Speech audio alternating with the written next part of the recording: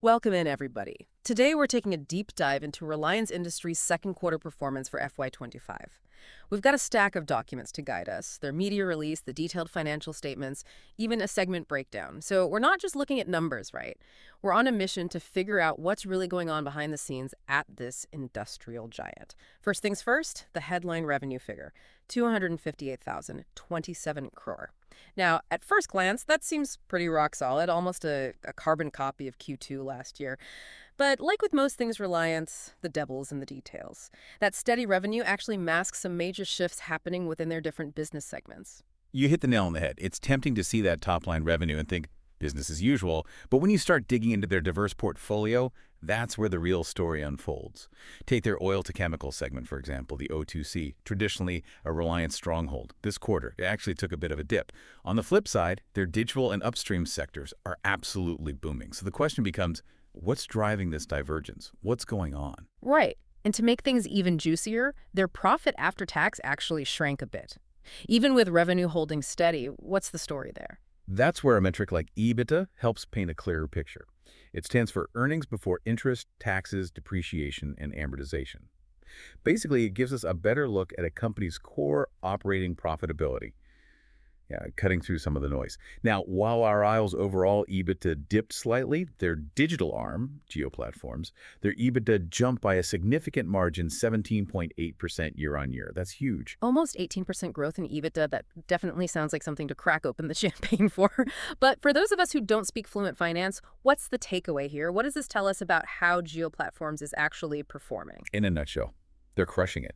This kind of EBITDA growth tells us Geo's becoming way more profitable. It's not just about growing revenue, which is important. It's about growing profitably, which means they've got more muscle to invest in new tech, expand further, and really dominate the market. So we've got this intriguing contrast. Steady overall revenue, dipping profits, but a booming EBITDA for Geo specifically. Feels like those puzzle pieces that don't quite fit together yet. Yeah, and like any good puzzle, there are clues. Part of it is understanding the global factors impacting specific segments of their business, like the O2C dip we talked about. Part of that is due to a plunge in what are called fuel cracks. Basically, the difference between the cost of crude oil and the price of refined products, things like gasoline, has shrunk by almost 50% compared to last year. A smaller gap there, well, that means thinner margins for Reliance, even if they're moving the same volume. Makes sense. So these external pressures, these fuel cracks, are putting the squeeze on O2C profits, even though their overall revenue looks stable from afar. But we've still got this massive Geo success story to unpack, right? What's fueling that engine? Let's dive into the world of Geo platforms. We talked about their killer EBITDA growth, but what's driving that success story? 5G, right? That's got to be a big part of it. Oh, absolutely. Their 5G rollout is a game changer. They've already racked up a massive 148 million subscribers on their 5G network. That makes them the largest 5G provider outside of China by far. And it's not just about smartphones either.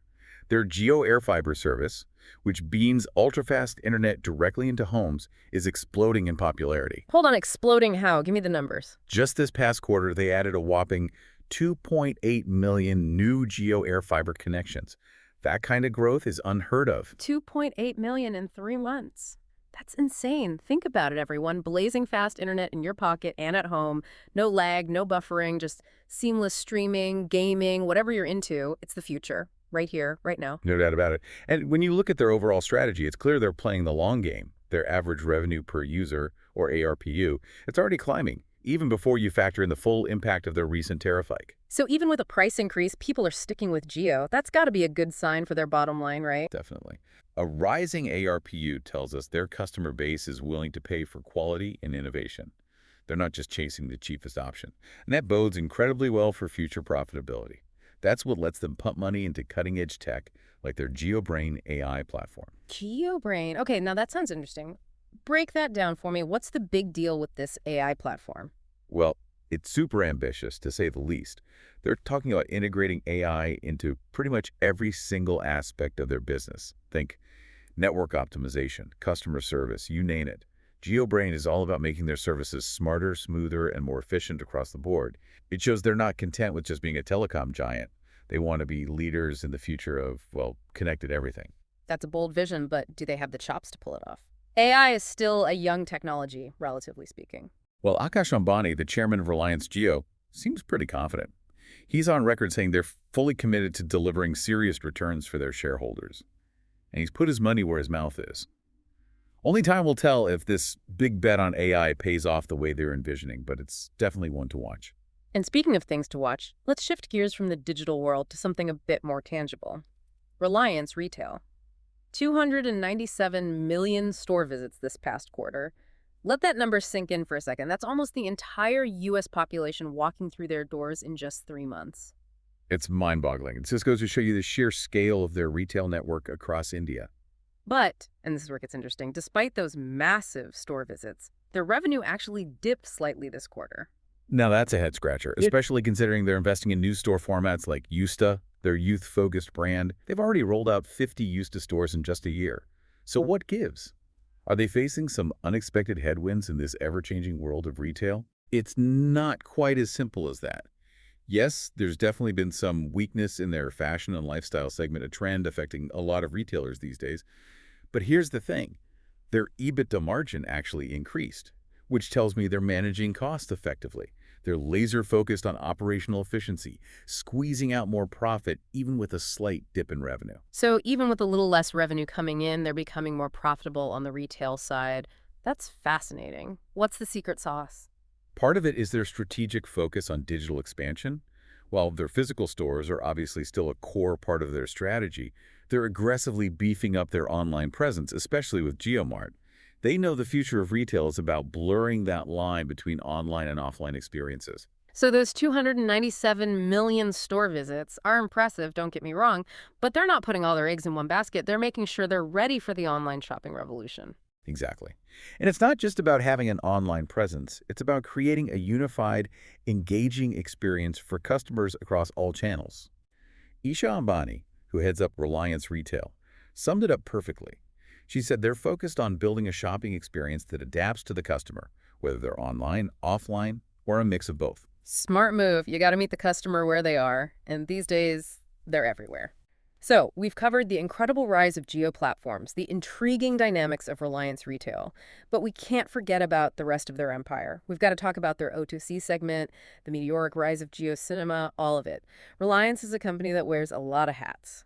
You said it. We could spend hours dissecting just geo and retail, but their portfolio goes way beyond that. And within those other segments, there are challenges, there are wins, all of which feed into the bigger picture of where Reliance is headed. And that's what we're here for, right? To give our listeners the full 360, cut through the noise, and help them understand what's really going on. So let's roll up our sleeves and delve into those other segments. All right, let's talk about the O2C segment. The elephant in the room, shall we? It's facing some headwinds, no doubt about it. But Reliance, they're not just going to roll over, right? They're known for being pretty proactive. Oh, absolutely. They're constantly adapting, finding those bright spots, even when things get tough. Look at their ethane cracking operations, for instance. With ethane prices being lower, they're strategically maximizing this area to prop up their margins where they can. It's a perfect example of their ability to pivot and capitalize on opportunities as they pop up. Right. Got to play the hand you're dealt. And it's not all about playing defense either. What about their big push into media and entertainment? 16 million subscribers for GeoCinema. That's a whole lot of eyeballs. Feels like everyone's tuning in for those blockbuster movies and live sports these days. Yeah, GeoCinema's growth has been pretty remarkable, no question. Yeah. But it's not just about the numbers. It's about what those numbers represent, a fundamental shift in how people consume entertainment. And Reliance. They're right there on the front lines, making sure they're the ones delivering it. Smart move. It's like they're hedging their bets. The traditional oil and gas business, well, it's going to have its ups and downs. That's the nature of the beast. But they're building up a whole other avenue for growth with entertainment, something a little more future-proof, maybe. Exactly. They're diversifying, evolving with the times. Speaking of oil and gas, though, I did find it interesting that they managed to hit record EBITDA in that segment, even with revenue being down. Really? How'd they swing that? Efficiency, efficiency, efficiency. They're squeezing every ounce of value out of their existing assets, optimizing costs like crazy. They know they can't control the global energy market, but they can control how they respond to it. There's a lesson in there for all of us, I think. But they're not just tightening belts. They're making some power moves, too. Those mergers in their news and entertainment divisions, especially the consolidation around Network 18, they're assembling a media empire piece by piece. Oh, absolutely. It's all about streamlining, creating that integrated media powerhouse that can go toe-to-toe with the best of them. They're playing the long game, no doubt. So big picture, Reliance Industries. They're not afraid of a challenge, they're not afraid to shake things up, and they're definitely not afraid to think big. But it's not all sunshine and rainbows, is it? What are some of the hurdles they're facing as they, build this massive future-proof business? Well, the same hurdles any company of this scale faces, really. The global economic outlook is still a bit foggy, technology is changing at warp speed, consumer behavior is constantly evolving. It's a lot to juggle. And they're doing all that while simultaneously making massive bets on things like AI, which, let's be honest, is still a bit of a wild con. Okay. Definitely a wild card. Their investment in GeoBrain and those other AI initiatives, it's seriously impressive. Could be revolutionary, not just for Reliance, but for India as a whole. But is it too early to tell? Did they go all in too soon? That's the billion-dollar question, isn't it? It is, and I think we'll leave it right there. Food for thought for our listeners. As always, we encourage you to dig into those source materials we provided, draw your own conclusions, and keep asking those tough questions. This is a company, this is a sector, it's constantly evolving. Until next time, happy investing, everybody.